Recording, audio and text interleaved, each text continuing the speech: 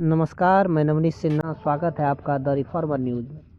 Private school and children welfare association Araria प्रकोष्ठ के द्वारा जोगबनी के जेनिथ पब्लिक स्कूल में एक प्रेस वार्ता आयोजित की गई, जिसमें अनुच्छेद 21 एवं अनुच्छेद 21A के तहत विद्यालय को खोलने की मांग की गई। प्रेस को संबोधित करते हुए एसोसिएशन के जिलाध्यक्ष सिबतैन अहमद ने कहा कि केंद्र एवं राज्य सरकार पिछले 1.5 सालों से कोरोना की आड़ में प्राइवेट शिक्षण संस्थानों को बंद कर रखा है। पूरे देश में प्राइवेट शिक्षण संस्थानों को बंद कर सरकार शिक्षा व्यवस्था ठप करने को तत्पर है। देखिए आगे उन्होंने क्या कहा।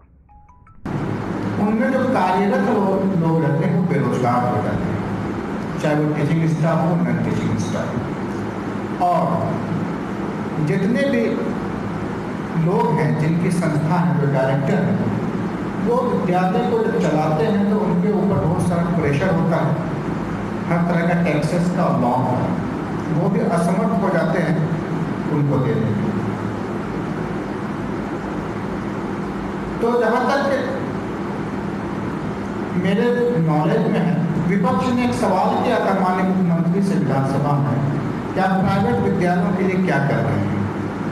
उनका एक सीधा सा जवाब था, आप पत्रकार बंधु हैं जानते होंगे, प्राइवेट विद्यालय हमें देता क्या है कि हम उनके लिए कुछ करेंगे, ये उनका जवाब था।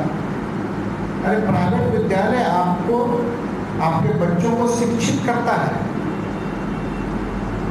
देश बनाने में कार्य करता है। आप बोलते देता क्या है, उनका देने से मतलब था टैक्स। आज वैसी संस्था जो उनको डायरेक्ट टैक्स या इनडायरेक्ट टैक्स नहीं देती है, वो संस्थाएं बंद है, जैसे विद्यालय बंद है, कोर्ट को वर्चुअल कर दिया है, बहुत सारा ऐसा समारोह, प्राइवेट समारोह, उसकी लिमिटेशन कर दिया है। आपकी जो धर्म स्थल है, मंदिर है, मस्जिद है, गुरुद्वारा है, वो कोई टैक्स नहीं भरती है, उसको बंद कर दिया है। लेकिन जहाँ से टैक्स उनको मिलता है, किसी भी तरह का व्यापार, चाहे वो आप किराना दुकान ही क्यों नहीं कीजिए, इनडायरेक्ट टैक्स सरकार को मिलती है। आप खाद बीज का दुकान क्यों नहीं कीजिए, GST SST सरकार को मिलती है। तो वैसी सारी दुकानें वो खुली हुई। क्या लोग बाजार नहीं जा रहे हैं? क्या लोग सामान नहीं खरीद रहे हैं? जब लोग बाजार जा रहे हैं, लोग सामान खरीद रहे हैं, तो आपने कोरोना के रोकथाम के लिए क्या किया? पहला तो सवाल ये, आपने विद्यालय को बंद किया है। क्या बच्चे शादी पार्टियों में नहीं जा रहे हैं? क्या बच्चे अभिभावक के साथ मॉल में कपड़ा खरीदने नहीं जा रहे हैं? अगर बच्चे जा रहे हैं तो आपकी सुरक्षा की रणनीति क्या है? ये सवाल भी बिहार सरकार से, आप किस मद्देनजर देखते हैं इस चीज को? शिक्षा को सिर्फ बंद कर देने से क्या आप कोरोना को कंट्रोल कर पा रहे हैं? 4 महीने से विद्यालय खुली है बिहार में। मैं आप पत्रकार बंधु से जानना चाहता हूँ, हमसे ज़्यादा आप लोग कंसर्न में रहते हैं, क्या एक भी किसी स्कूल का कोरोना का केस आपके सामने आया?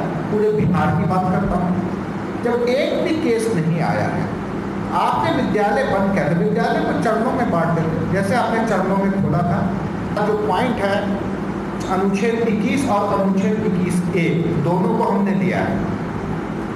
अनुच्छेद 21A की पहले हम बात करते हैं, ये संविधान में लाया हुआ है।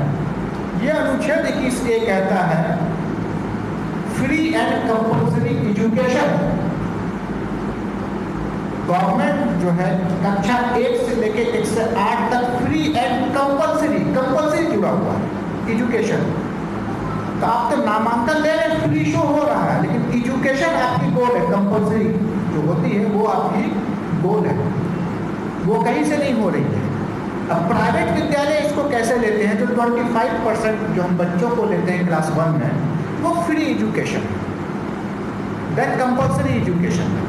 आप 21A का उल्लंघन कर रहे हैं, और 21A का उल्लंघन आप आम दिनों में नहीं कर सकते। आप उसका दूसरा जरिया बना सकते हैं। अगर आपने विद्यालय को बंद किया है तो आप उस तरह के बच्चों को एजुकेशन दे सकते हैं, एक स्रोत, एक माध्यम ला सकते हैं कि बच्चे अपनी पढ़ाई करें। लेकिन चूंकि बिहार, हमें तो एक तरह से एजुकेशनल बैकवर्ड कहा ही जाता है, और हमारे पास माध्यम नहीं है, हमारे पास टेक्नोलॉजी नहीं है, और यहाँ की जो स्थिति है, जो पारिवारिक स्थिति, उनके पास वो स्रोत नहीं है तो वो उस माध्यम को ले सके। एक एक गार्जियन को अगर इलेक्ट्रॉनिक क्लासेस, ऑनलाइन क्लासेस करने की बात आती है तो उनको एक मोबाइल खरीदने की ज़रूरत पड़ती है, जो कि मिनिमम 10 से 12 हज़ार का आता है। वो पहले खाए कि मोबाइल खरीद के बच्चों को पढ़ाए। तो आपकी तरफ से क्या इंतज़ाम है?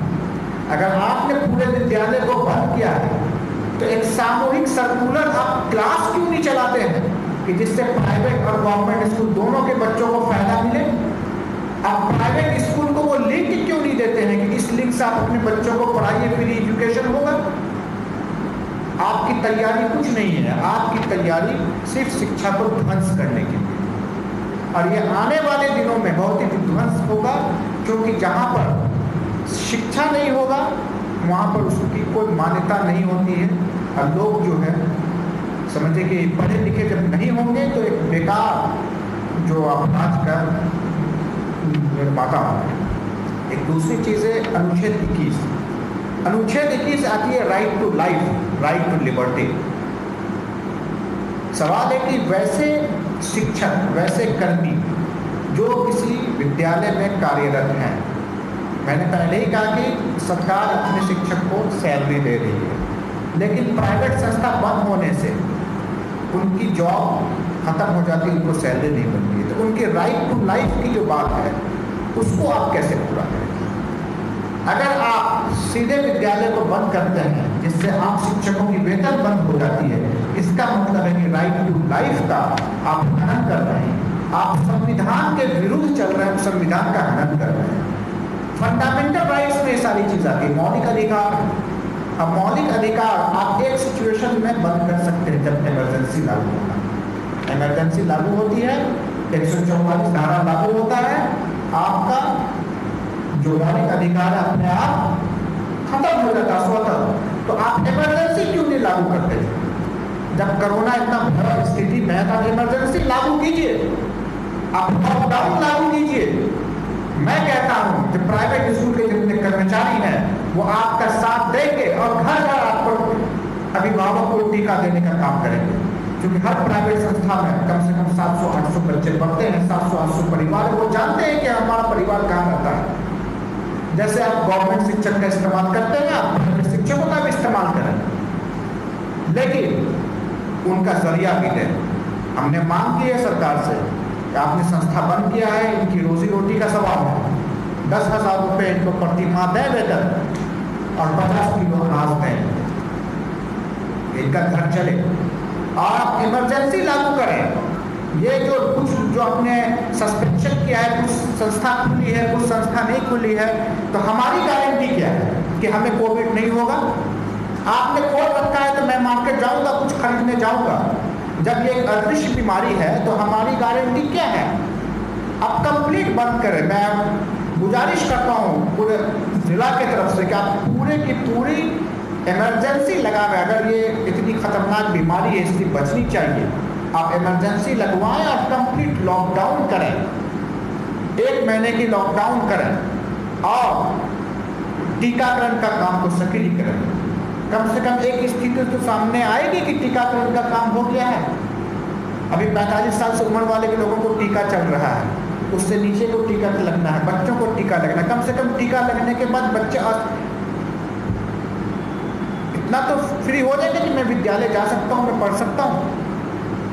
अगर टीका ही स्रोत है कि टीका लगने का, तो टीका लगवाने का काम करें और 1 महीने का लॉकडाउन करें।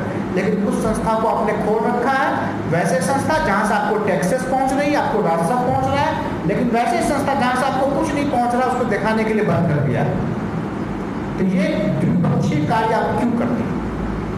इस द्विपक्षीय कार्य को आपको करने का कोई हक नहीं है। आपको आम लोगों की जिंदगी से खेलने का कोई हक नहीं है। क्लासेस क्यों बनते हैं? वो बच्चे तो नाम पर नहीं है। आखिर मेडिकल इंजीनियरिंग के कॉलेज भी क्यों बनते हैं? वो बच्चे तो नाम पर नहीं है। वो बाहर में घूम रहे हैं, सबको भी घूम रहे हैं, सफर कर रहे हैं, सब कुछ हो रहा है, सिर्फ स्कूल को क्यों बनते हैं? बिल्कुल हास्यक सरकार का निर्णय है, बिल्कुल हास्यक है। सरकार को इस पर सोचना चाहिए और निर्णय लेना चाहिए। प्राइवेट शिक्षकों को इससे मजबूर नहीं करे,